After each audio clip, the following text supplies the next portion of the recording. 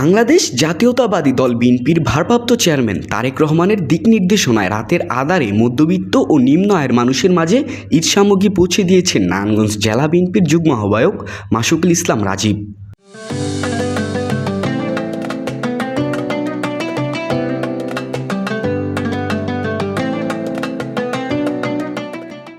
রবিবার 23 মার্চ এর প্রথম প্রহরে নগরীর মিশনপাড়া এলাকায় বসবাসরত প্রায় 400 পরিবারের মাঝে এই ঈদ সামগ্রী পৌঁছে দেন তিনি। সামাজিক যোগাযোগ মাধ্যমে পাওয়া ভিডিও চিত্রে তাকে সশরীরে উপস্থিত থেকে তার নেতাকর্মীদের নিয়ে ভ্যানগাড়িতে করে দরজায় দরজায় ঈদ সামগ্রী পৌঁছে দিতে দেখা যায়।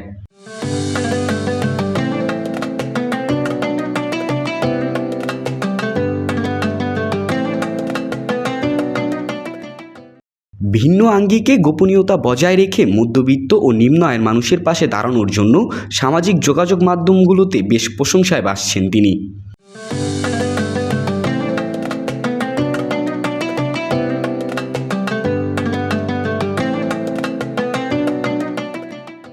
নারায়ণগঞ্জ জেলা বিএনপির যুগ্ম আহ্বায়ক মাসুকুল ইসলাম রাজীব জানান, আসলে এইভাবে বলার তো কিছু নাই, এটা প্রায় 400 পরিবারের মধ্যে কালকে দিয়েছি আমরা। এটা কি মানে ইচ্ছা বললে যারা নিম্ন আয়ের মানুষ তাদের কাছে পৌঁছায় দিতে হবে। অনেক মধ্যবিত্ত মানুষ আছে যারা বলতে পারে না, সামনে আসতে পারে না, তাদেরকে আসলে গোপনীয়তা বজায় রেখে রেখে মাত্র একটার পরের থেকে যা পৌঁছায়। আর নির্দেশনাকে আমরা রাজনৈতিক দল করি, যেহেতু দল করি আমার দলের তো নির্দেশনায় আছে যে সাধারণ মানুষের পাশে দাঁড়ানোর জন্য আমাদের একটা ক্ষুদ্র প্রচেষ্টা আর কি, প্রতিদিনই টুকটাক করে দেওয়া হচ্ছে, এই আর কি।